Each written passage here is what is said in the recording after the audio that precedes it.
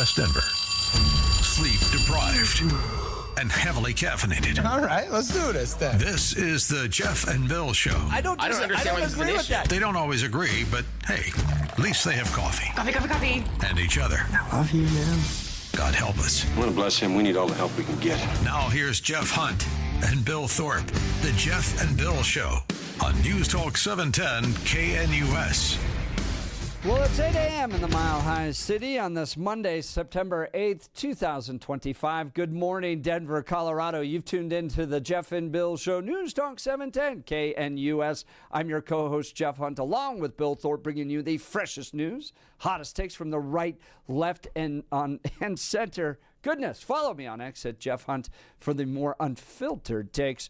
Whether you're sipping coffee in Arvada, commuting through Lakewood, or starting your day in Thornton, we're here to ignite debate on the issues that matter to Denver and all of Colorado. So let's dive into one of today's red-hot stories. A new Colorado poll survey showing Denver voters are split on Mayor Mike Johnston, with a sharp rise in disapproval. Wonder why. 50% of Denverites now view Johnston unfavorably, up significantly from last year, with budget cuts, homelessness, and immigration handling driving the discontent. He's laying off 170 city workers and leaving hundreds of positions vacant. Tough news for a city already stretched thin. Here in Colorado, from the Front Range to the Western Slope, we're fed up with leaders who can't balance budgets or tackle crime effectively. Small businesses in Denver's Rhino District and families in Highlands Ranch are feeling the squeeze from high taxes and rising safety concerns. Johnston's pushing a $1 billion bond, remember this one, for infrastructure, but a lot more than that, including a Indian Cultural Center. What we need right now. But over half of voters haven't even heard of it before the poll. The left's praising his optimism, but 51% of voters are saying Denver's not on the right track with homelessness and costs climbing. So, what do you believe about Mike Johnston's leadership so far? I think it's pretty generous that only 50% think he's doing things wrong. My goodness. But do you think it's enough? Do you think Denver voters will ever change? Are they kind of anyone but a Republican ever? And so we'll always have Democrats there. Or could this turn around, and could it mean that his $1 billion bond plan could be facing some headwinds coming up in this vote? We've got a lot to talk about. Join the conversation, 303-696-1971, or text us on the Dan Caplis Law text line at 720-819-5115. Now it's time for News and Comment with Blake Olson. Blake Olson, News and Comment.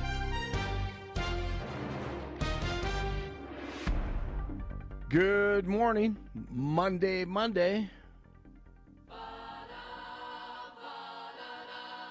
63 and sunny outside. It is Denver. Beautiful today. Expecting a high of 87.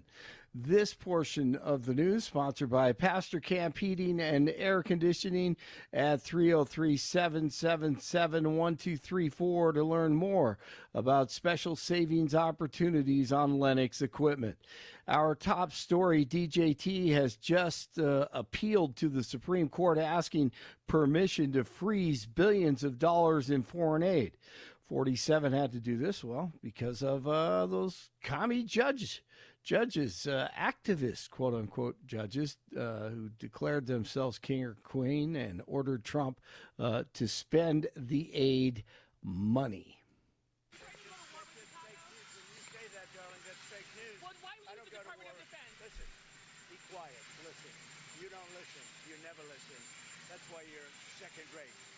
We're not going to war. We're going to clean up our cities. We're going to clean them up so they don't kill 5 people every weekend. That's not war. That's common sense.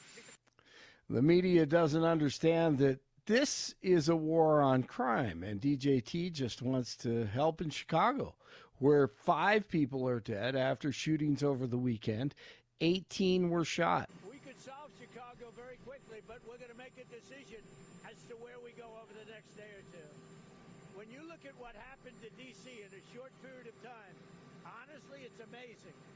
Over a period of 12 days, in other words, on the 12th day, we had the crime just about solved.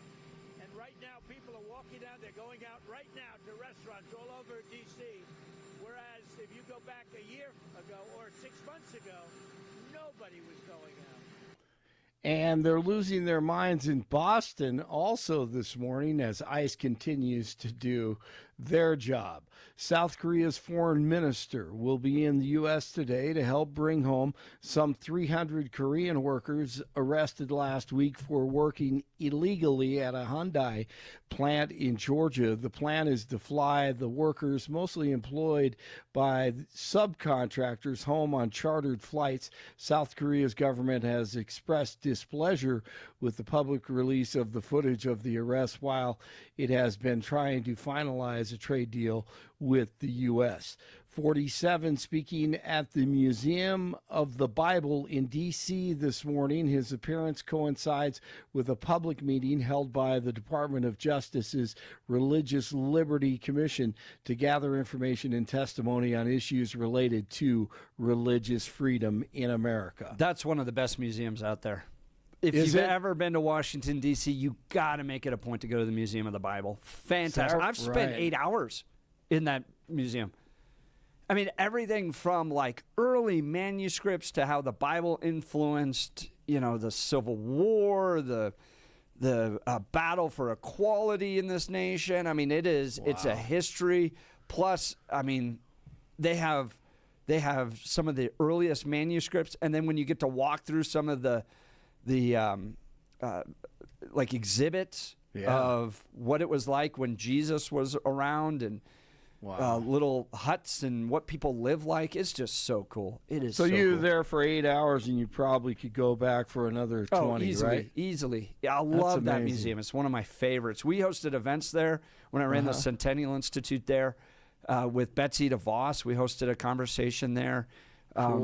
When we led the March for Life, we took like nearly 200 people out there, and and Hugh Hewitt moderated a conversation with Betsy DeVos, and we were at the Museum of the Bible, and wonderful dinner. It's just absolutely one of the best museums. That is so cool. Got to put it on your list then if you're heading to D.C. And now you can eat dinner there safely. And go out to eat and actually enjoy the capital city. Interesting. NBC News Decision Desk poll says that Gen Z men who voted for DJT say that having children and financial independence are the top things on their list, while women for Harris said a fulfilling job and having lots of money is what's important. Having children was ranked 12th by the women. No shocker there if they voted for Harris. Wow. Yeah, I think That's it's getting kinda harder sad. and harder to marry somebody that doesn't share your political values. No doubt. Because the foundation of them has become so different. Absolutely. I mean, could you imagine if you believe in life at conception and your spouse doesn't? Yes. Like, think about that fundamental, like, that difference. You're either murdering one of your children or you're having a healthcare procedure to remove a clump of cells. Think about the difference in that. Yes. Oh, I agree. To the young men out there, your wife, potential wife, better share your values. And you're also, gonna have a lot of problems. That's right. And also, if you don't believe that marriage is a covenant with God. Right. That from the beginning. Dude, that my wife and I talk about that all the time. Yeah, same. Dude, if they're because there's a third person in our marriage, it's Jesus Christ, who gives us patience and kindness and compassion. No doubt. That, I just don't know how people do it without the Holy Spirit Yep. and Christ. I agree with you. The LA Police Department is no longer providing security for former VP Kamala Khan. The LAPD, along with the CHP, started providing security for Harris last week after DJT revoked her Secret Service protection. In the following days, the LAPD faced backlash, with critics saying officers were being diverted from crime suppression duties. Agree with that. A paddleboarder is presumed dead after they were reported missing in Horsetooth Reservoir just west of Fort Collins. The paddleboarder was not wearing a life jacket. After thorough search efforts, the incident is now a recovery mission.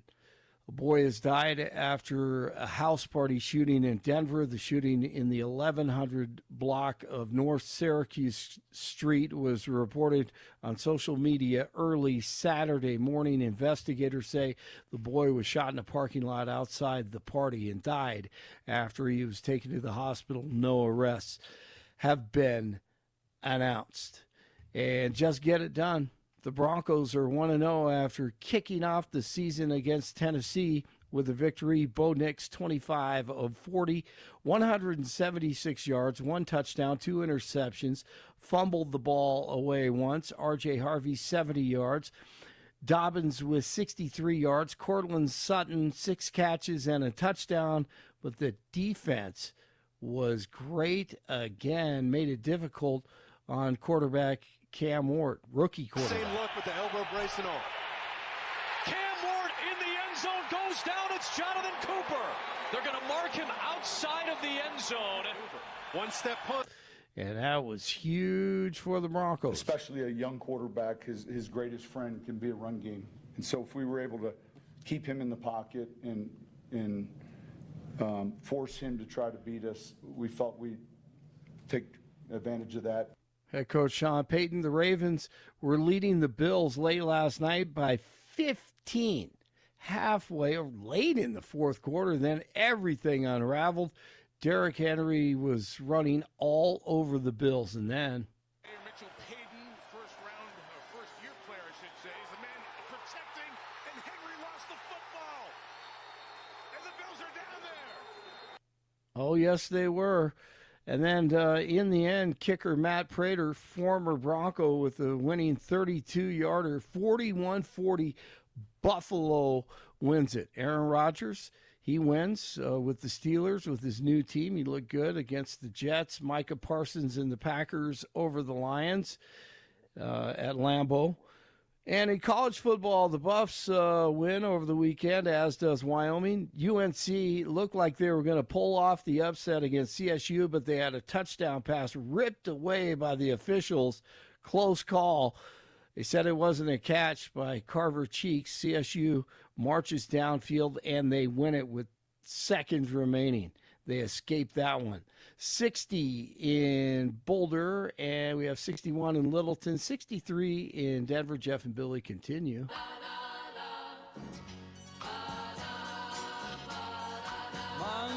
Monday.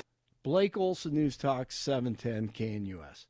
The Denver forecast on this early Monday, just a few passing clouds this morning, temperatures in the mid-50s by daybreak. Then for the rest of your Monday, mostly sunny and summery, highs around 85, lows down to 60 tonight. Tuesday, Wednesday, and Thursday, lots of sunshine and dry with highs in the upper 80s. Weather brought to you by L&L Heating and Air Conditioning. For quick, trustworthy, and dependable service, call L&L Heating and Air Conditioning at 720-851-1691. Visit them online at bestdenverhvac.com. That's bestdenverhvac.com. You'll be comfortable with L&L. I'm day weather meteorologist Patrice Sutter in the 710 KNUS Weather Center.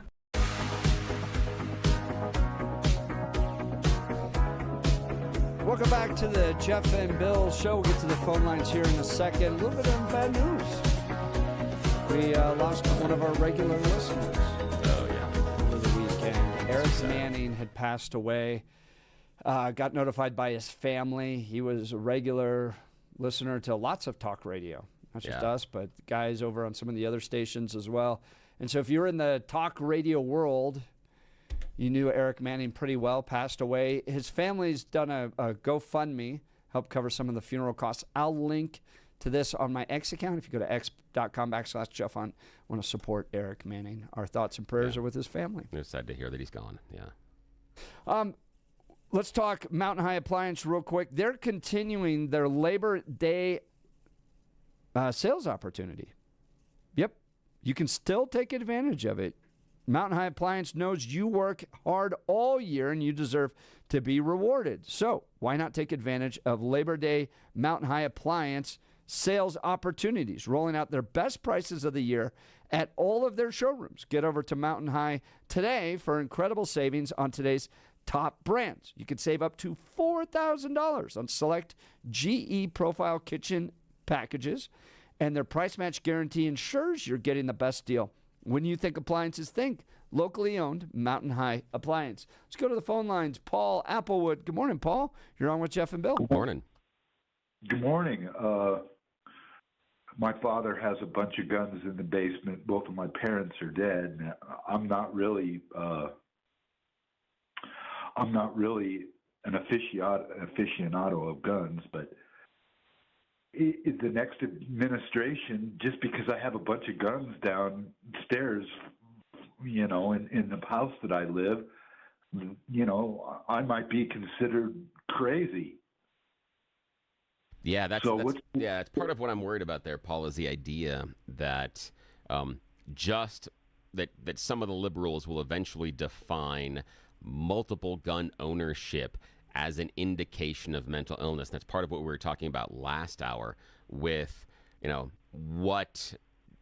makes the decision is really the idea inside of that psychology. Is I think that both liberals and conservatives could see a problem with saying, hey, we'll let the government decide if you're crazy. I think that statement alone should send shivers down most people's backs. Yeah.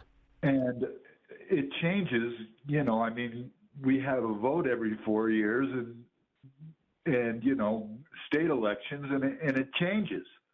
So one day you might be considered somebody who just has a bunch of guns in his basement because his parents are dead, and he's okay. And then the next day, hey, he's got to be a nut if he's got all those guns downstairs. That is, yeah. Yeah, but do you guys think that we're jumping to extremes here? We currently have a problem where people that have committed violent crimes are being let out, and we're concerned that if we start to put people away because of mental health issues, that people with guns might be lumped into them. It seems like we're jumping to an extreme and not dealing with a problem that's in our face right now, which is that violent people that shouldn't be out on the street are out on the street. I remember I was just out of the Navy when they closed down Ridge Home here in Colorado, and we kind of looked at each other, and it's like, well, geez, where are all these people going? And I remember watching the news for 3 or 4 nights, wondering where all the people from, the Ridge Home Mental Institute, where they went, and nobody ever reported on that. So I guess we reap what we sow. And now the really hard part about that, Paul, is try to convince people that we need to spend more tax dollars to fund mental institutions and mental health care. Everybody says they're concerned about it until they have to write the check. But then there's a whole lot of questions. But I think it falls under community safety, where you're going to get conservatives that are going, okay, this is a place I might be willing to spend. I mean, you have money being spent right now to house the homeless. Mike Johnston's doing that. But the question is whether or not they're getting care to actually get out of homelessness, or we're just kind of already sweeping them under the rug. Go ahead, Paul. I kind of like the conservative line in that the government gets involved when private enterprise can't do anything. I mean, the government is so involved in so many things. We've got to get rid of that and just use the government for things that the private sector can't solve. And I think there's an openness when it's harming the private sector as well. Look at the city of Denver, right? You have restaurant after restaurant after restaurant shutting down. They can't make it in part because of minimum wage requirements, but yes, also in part of crime. The city can't get money because people aren't willing to go downtown and spend their money there, so the sales tax revenue has dwindled. So when it's directly harming free enterprise, businesses, and becomes a community safety issue, yeah, I think you'd see conservatives be willing to step up and go, insane asylums? Yeah, we got to bring them back. Now, Paul, the private sector can't do anything about it. I mean, their hands are tied. And then I remember you guys talking about, you're asking government to solve a government problem. Yeah, fair enough. Now, but what do you mean by that? By having government solve a government problem? What problem is the government solving? I'm not sure I'm following you on that. I'm sorry. It's Monday. I'm slow. It's just that, it happened in 1981 here in Colorado when they closed Ridge Home. Oh, okay, I see. So the idea that the government closed it and that's a problem that now we're looking for a government solution. Okay, now I caught up. Thank you. Thank you for bringing me up to speed. That's like most of what our government's doing, solving a problem that they created. It's been over, 50 years now. 40 or 50 years, and nobody's looked at the problem. And, of course, people who go out in public and shoot people are mentally ill. But during here's the thing, Paul. They got rid of the whole thing. Yeah, here's the thing, Paul. Here's the scary thing. Most of the mass shooters have not been proven to be mentally ill. They've been proven, especially we go back. Let's go to the Minnesota most recent shooter. Inside of there, the Minnesota shooter showed that they were in my opinion only, but in the writings they had leading up to that shooting, they showed they were competent. They demonstrated the understanding between good and evil. They understood that what they were doing was breaking the law, and they were taking ownership of it and advocating for it. That is not the actions of someone that is determined to be crazy or mentally ill by our standards, because the mentally ill standards in court mean that you don't understand the consequences of your actions. You can't be held responsible because I don't know the difference between good or evil and I can't weigh them. Everything we've seen in the lead up to the Minnesota shooting, this person knew exactly the kind of evil they were laying into. They knew exactly what they were doing. They took pains to make a chart of the church. This was premeditation, this was determination, and they absolutely demonstrated they knew the difference between right and wrong. That doesn't fall under a mental in terms there. Conversation then. He was just an evil person that went out and killed a couple of little kids and hurt everybody. I think Bill's confusing terms there. In what way? You're attributing. So I think you initially said was not mentally insane. Was not mentally insane, and the definition you used was, therefore they shouldn't be incarcerated because they didn't know the difference between right and wrong, which is a judicial proceeding that takes place is to determine whether or not you should go to jail or go to a mental institution. I think it's very fair to say that person was mentally insane. I see all the jails around, but what mental institution? I don't know how many mental institutions are operational in the United States. Do we have one here in Denver that replaced Ridge Home?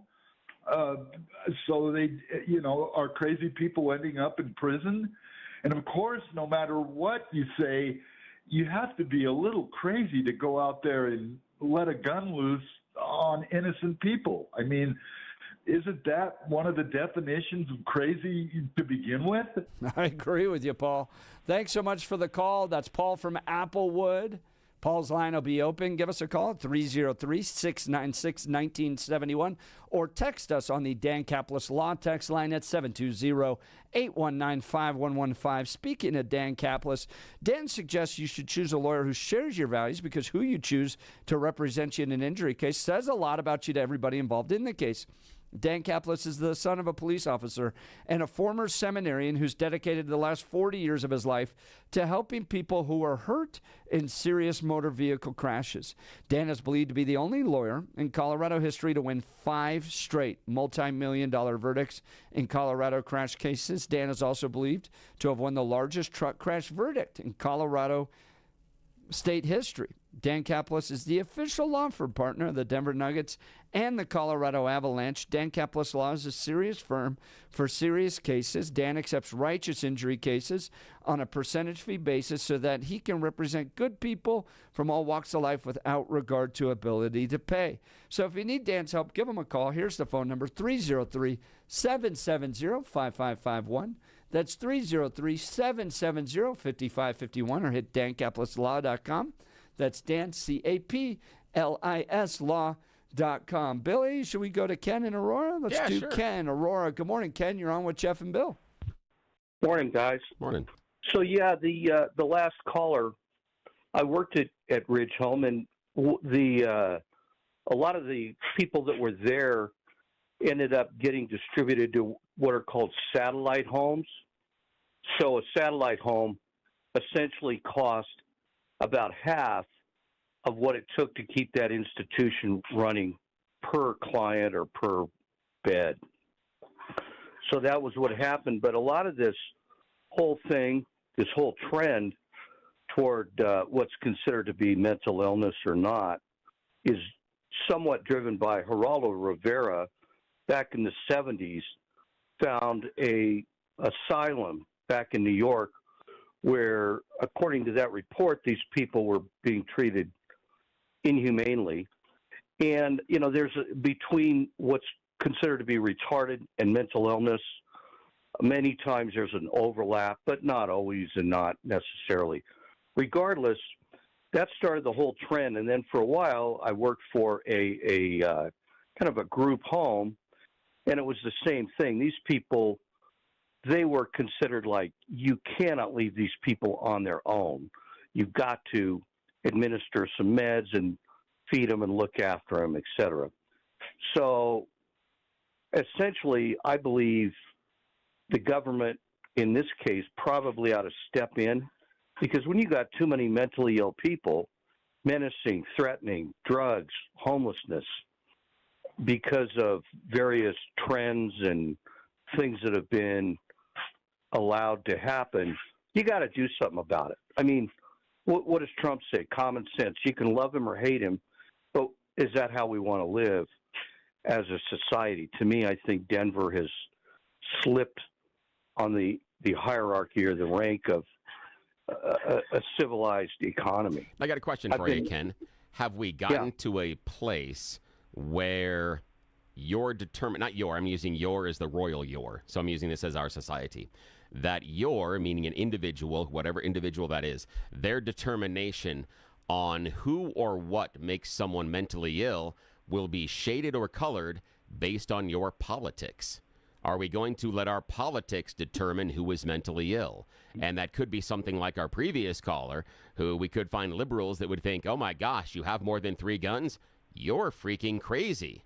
Or could we go the other way and say, wait, you're a man in love with another man? That's freaking crazy. You're mentally ill. Could some of the determination in our society of mental illness be preceded based on our determination of politics? What are your ideas on that? Well, I think that's a great question. But first of all, a lot of mental health, I think, is based on perspective and perception. But having said that, in society at large, yeah, that's fair. We've determined and are determining, in my opinion, wrongly so, that some of these mental health issues, we're not addressing some of them the way they need to be addressed, like gun ownership. I mean, up until, say, 75 or 80 or whenever that mythical moment was, it was no big deal. There was gun clubs in high schools, and now this guy simply possessing them in his basement, he's ostracized. But shifting back to kind of these social trends or movements of what's right and wrong and the transgender issues and whatnot. Well, again, we're not being the adults in the room when we allow, people 10, 15, 14 to make choices that another part of psychology would argue they're not mature enough to make. The adult brain doesn't fully mature till somebody's 25. I would argue there's an extension in many people's cases, but regardless, we're emphasizing the wrong thing at the wrong time in, the gun issue and say this transgender issue. Yeah. Here, Ken, I have a fun argument for you, or fun intellectual exercise for you. And Jeff and I have done this off the air a little bit. Let's talk, that idea of where you're going with the mentally ill and the transgender, and the idea of, especially with kids, and making decisions and determinations and choices. Replace transgender with vaccine. Mm-hmm. Because the argument is with the MAHA movement is that, well, the parents should be able to determine what is best and what to put into my child's body. The government shouldn't tell me what I can or cannot put into my child's body. I, as the parent, should be the lone decider on how that happens. But unless and until I believe that my son or daughter is transgender, and I want to give them drugs, that would reinforce that. Until then. So again, I find it interesting inside our society that we have this virulent defense of choices parents are supposed to make until I don't agree with them. And again, I think we're running down rabbit holes of potential possible laws and ways it could be abused. Every law could be abused. But when you're drafting law and policy, you're doing it for the most amount of people to bring about the best policy results. And in this case, you have people drug addicted, on methamphetamines, nude, living in tents in our cities, committing crimes, stabbing innocent people. And the question for me is, how did those people get there? Was there a history by which our judges and our DAs continually allow those types of people out? And in doing so, are we threatening the well-being of average, everyday Denverites heading into work? And if that's the case, what do you do with those types of people? A mom getting a vaccine, or a guy owning guns in his basement? Yes, you should take into consideration whether or not your law could affect those people. But right now, you got naked, drugged up people living in tents in our cities, stabbing people. What do we do with them? Ken? I'm with you, Jeff. Well, I say for the safety, we had police. There's no mystery here. If you take problems like that, it's not a great solution, but it's one that works. You just basically haul them off to jail, set up an institution, and say, you got to go here. You're going to get drug treatment. That used to be a thing. Now it's kind of not. Now, Ken, how long do they get drug treatment? And let's just use, because Jeff's using the stabbing example, let's go to the North Carolina. The guy that we believe has some mental issues and stabbed the woman in North Carolina for no particular reason. They had no interaction. He just came up. He was sitting behind her and just went stabby in the neck and killed her. So do we incarcerate that person forever? Do we incarcerate them for a time frame? Do we incarcerate them until the medication is in them? And if so, do we then have to mandate they stay on that medication? Because part of the issue you've got then is, as an individual, if I'm cut loose out of that institution, tell me how the state can mandate that I have to take a particular medication. Well, I think that's more of I have my own opinion, but that's probably more of a question for, say, Dan Kaplis, a lawyer. But I know that there's thresholds. And say, in the case of prisons and mental institutions, in prisons, there's a parole board that says, did you really change? Right. And again, it's an imperfect system. Who knows who really changes and doesn't? I don't know any studies on that. and then like in a medical or mental institution, once somebody's been considered legally insane, it's like, dude, you're in, whether you want to be or not. Yeah. And so it is funny. It's kind of like fuzzy math, if you will.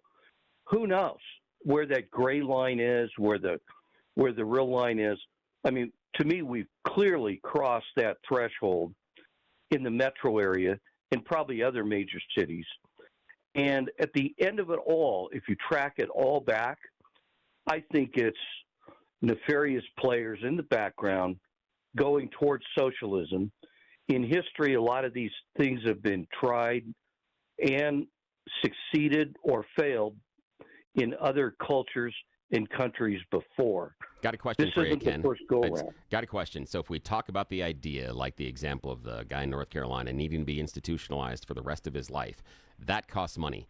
Are you willing to raise your taxes to incarcerate these people for the rest of their lives? Yeah. Fair enough. Because I appreciate that. The economics are, hey, how many people is he going to hurt and kill, and what kind of damage is that going to, have on society? Because it hits the safety issue. I mean, that's what conservatives believe, that government should be used to secure safety. Again, I appreciate that about Ken, and I more than anything else, the fact that he's like, yes, this is such a priority to me. I am willing to tax myself in order to pay for it. I got a ton of respect for that. I believe that he's absolutely 110% coming to us genuinely, because a lot of times I hear people more on the left side than on the right side talking about, I want all of these things, but what I don't want to do is have to pay for it. I appreciate the fact that he is willing to pay for the actions that he wants to take. I appreciate that, Ken. Speaking of all of us willing to put our money in a good spot, the Black Eyed Pea of Colorado, locally owned and operated by Steve and Michelle. I absolutely love this restaurant. My entire family does. It's home-style cooking at its best. 8 locations.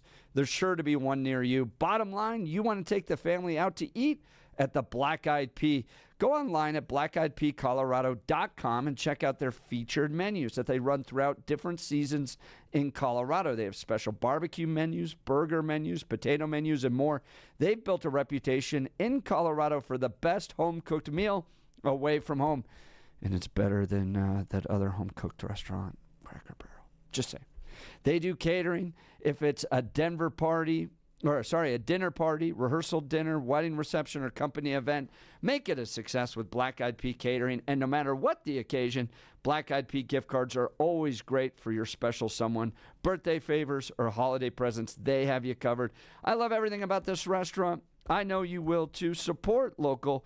Keep it in Colorado. Make it Maha, and visit the Black Eyed Pea near you. We'll continue. You're listening to The Jeff and Bill Show. This is Denver's Talk Leader, News Talk 710 KNUS.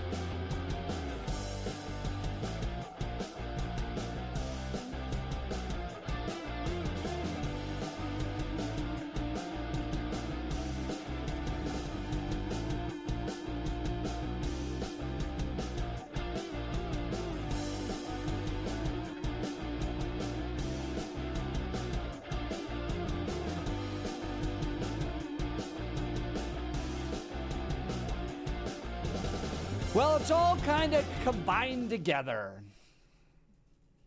Homelessness, drug overdoses, people wandering around the city of Denver nude, stabbings that are taking place in North Carolina, polls coming out about the direction of Denver, about 50%. People saying they're not happy with the direction of Denver. That's up. The other 50% optimistic on Mayor Mike Johnston's leadership. So you have a mental health crisis that's happening among the homelessness. It's tied with drug use. And for the last 20, 30, 40 years, we've just kind of let them have community care. And by that, I mean we just let them live in tents. Now, Mike Johnston's come up with this kind of housing first approach, but do we just need to build insane asylums? Put people back in them. It's a safety issue at this point. You saw this 23-year-old from Ukraine get stabbed in the neck in North Carolina. Did nothing. She was just sitting there on her phone. And this mentally ill guy with a long rap sheet let out by these progressive DAs and judges. Has that created a safety issue that we need to put these people away in mental health institutions? Let's go to the phone lines. Jim, Denver. Good morning, Jim. You're on with Jeff and Bill. Morning. Hey, guys. Moment of silence for American Eric. So listen, we all have a government microchip that we carry around by choice. That microchip in our hands knows when we're pregnant or gay or going to commit a terrorist act even before we know it. And so the tools are out there to shut down future crimes. And even here in Denver, we've got a company on 17th Street that is dealing with categorizing people and their interactions on their government microchip for dealing with pre-crime. And soon we will be able to dispatch, I don't know, maybe police, if we have enough of them, to deal with people before they commit crimes. Yeah, are we spinning towards Minority Report and precogs and all that? I mean, to your point, Jim, we're giving the government everything they need, right, to be able to identify our mental. We're paying for it on a monthly subscription basis, absolutely, because nobody can set these things down. Here's the really ironic part. This company has been one of the primary funding mechanisms for our conservative vice president, who I guess wears eyeliner.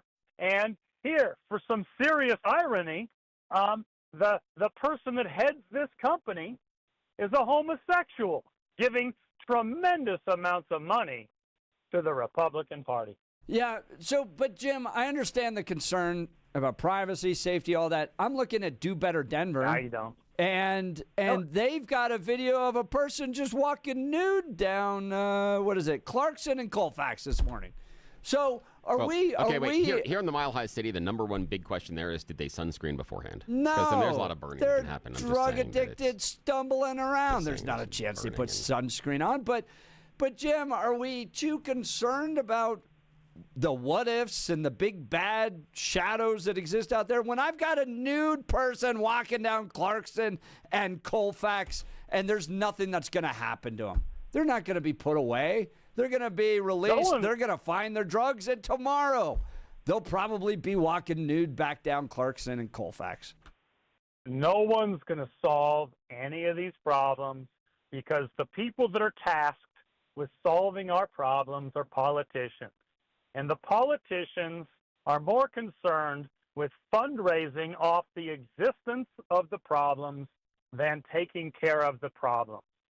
Just like Democrats need Republicans, Republicans need Democrats.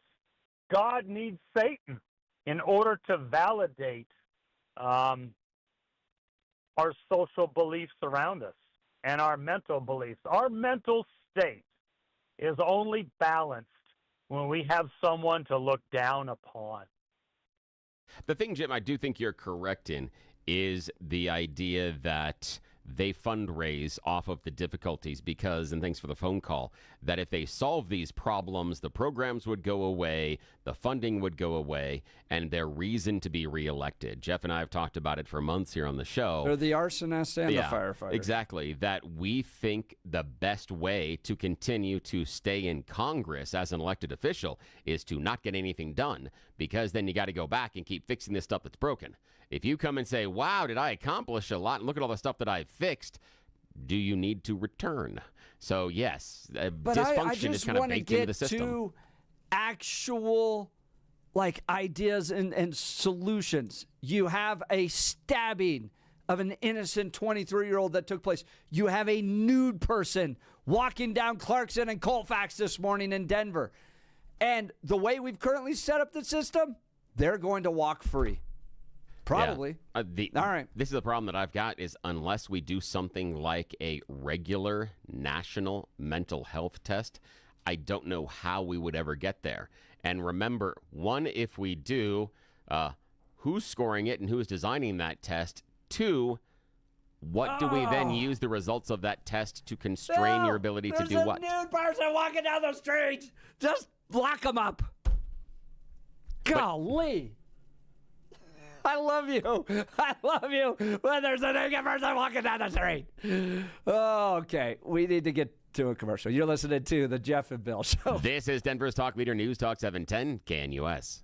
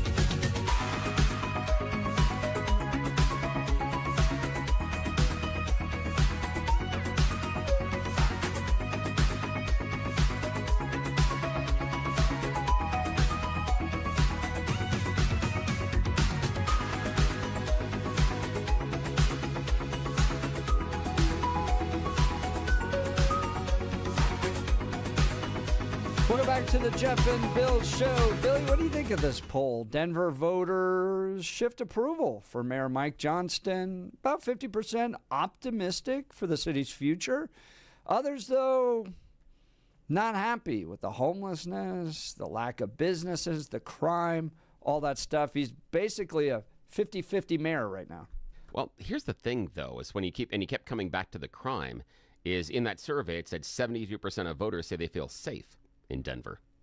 So that swims against the assumption of crime, that the citizens of Denver, and again, I'm not one of them, could feel that there is an issue with crime. However, they don't reflect that as the idea of them being exposed or in danger because of it. And I think that's significant. The fact that you get to 72%, I mean, nearly 3 out of 4 Denver residents say that they feel safe inside the metro, which is, from my perspective, 180 degrees away from how I view the Denver metro area.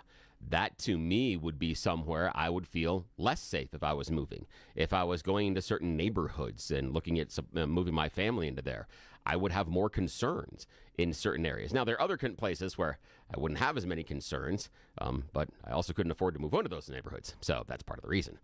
But that's the thing that surprised me the most, was the idea that almost 3 out of 4 Denverites felt safe inside the city. That was the number that really jumped out at me the most in the entire survey. What do you attribute the 50% not approving of the direction of the community to?